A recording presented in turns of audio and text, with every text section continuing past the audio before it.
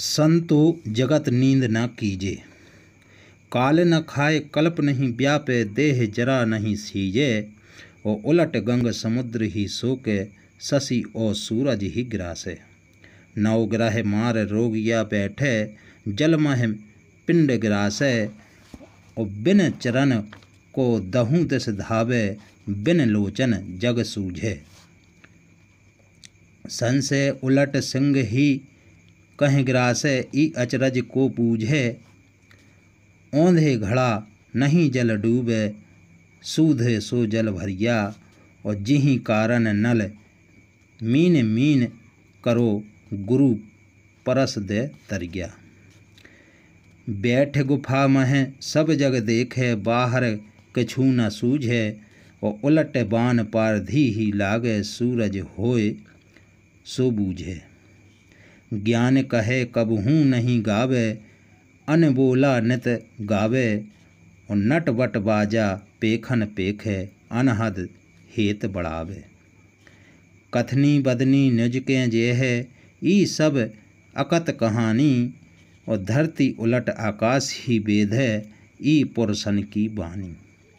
बिना प्याले अमृत अचवे, नदिया नीर भर राखे। कहें कबीर सो जुग जुग जीवे, राम सुधा रस चाखे।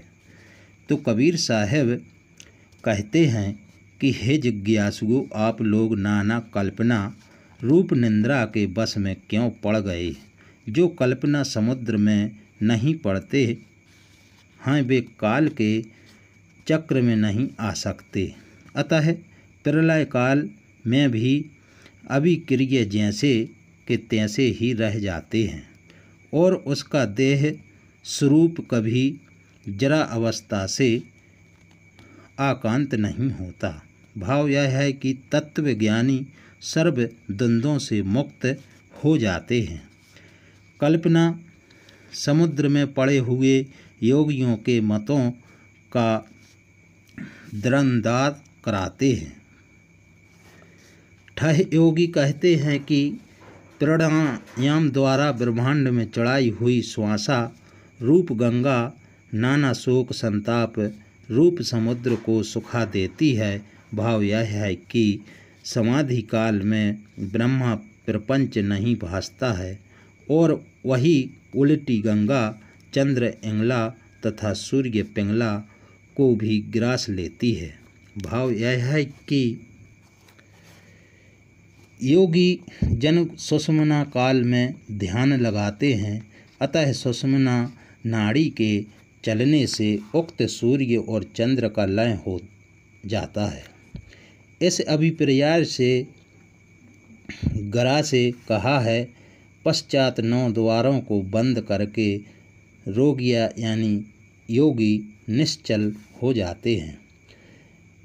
इस प्रकार स्थिर चित्त होने से जल में ब्रह्मांड में ब्रह्म प्रकाश होता है, अर्थात ब्रह्म ज्योति का दर्शन होता है। यह ज्योति तत्वों का प्रकाश है।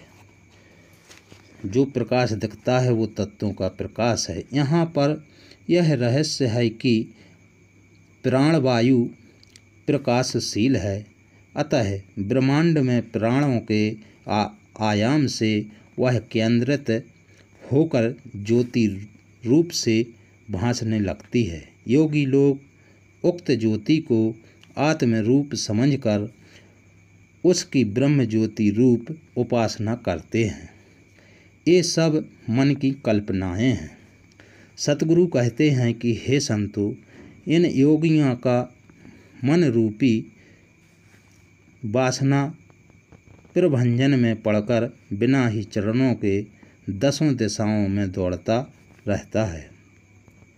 और बड़ा अचरज तो यह है कि इन योगियों को बिना ही लोचन यानी विवेक के अर्थात कल्पना मात्र से यह सब जग प्रपंच दिख रहा है। और जरा यह तो देखिए कि ससा यानी मन ही झपट कर सिंह यानी जीव आत्मा को दबोच रहा है। इस महा अचरज को विवेक ही समझेंगे। भाव यह है कि योगियों को स्वप्नवत कल्पित नाना कौतुक ब्रह्मांड में भाषा करते हैं। उक्त शैलवाल जल में फंसकर वे संसार सागर ही में पड़े रहते हैं।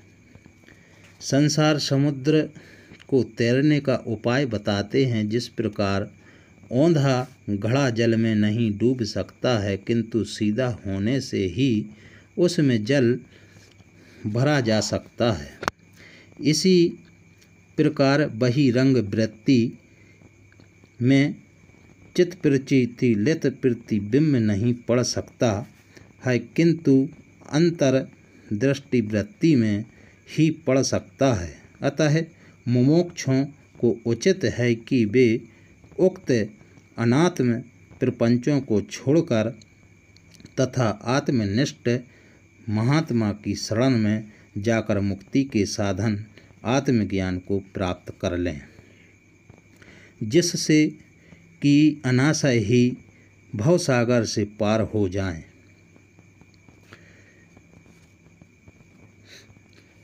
आत्मज्ञान के लिए सद्गुरु की ही शरण में जाना चाहिए। अब ठह योगी फिर कहते हैं कि गगन गुफा में बैठने यानी प्रवेश करने से विश्व दर्शन हो जाते हैं, अर्थात प्राण निरोध से ब्रह्मांड में सब लीलाएं दिखती हैं और बाहर तो चर्म चक्षु से उसकी अपेक्षा कुछ भी नहीं सूझता और उल्टा हुआ बाण श्वासा यानी पारधी वीर यानी मन को वेद देता है। इस बात को सूरवीर यानी योगी ही जान सकते हैं। भाव यह है कि मन और पवन प्राण का अत्यंत ही संबंध है, यहाँ तक कि दोनों की गति परम स्पर संक्षेप है। यह वार्ता योग के ग्रंथों में स्पष्ट है।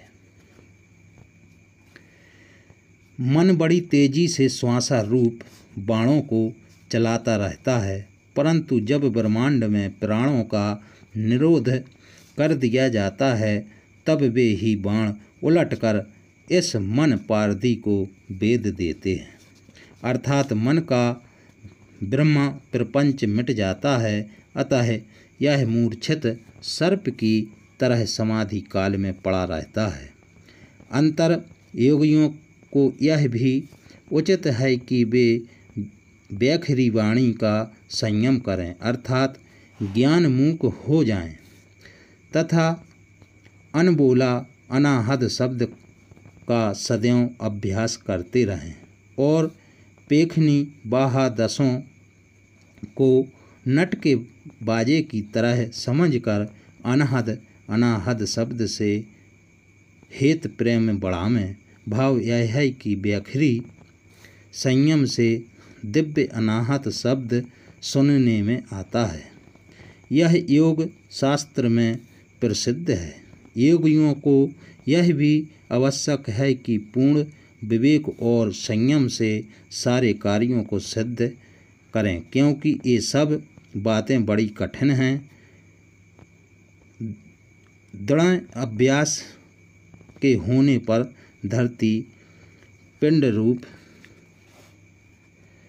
आकाश ब्रह्मांड में ले जावें, अर्थात पिंड और ब्रह्मांड की एकता करें। यह योगी पुरुषों का कथन है।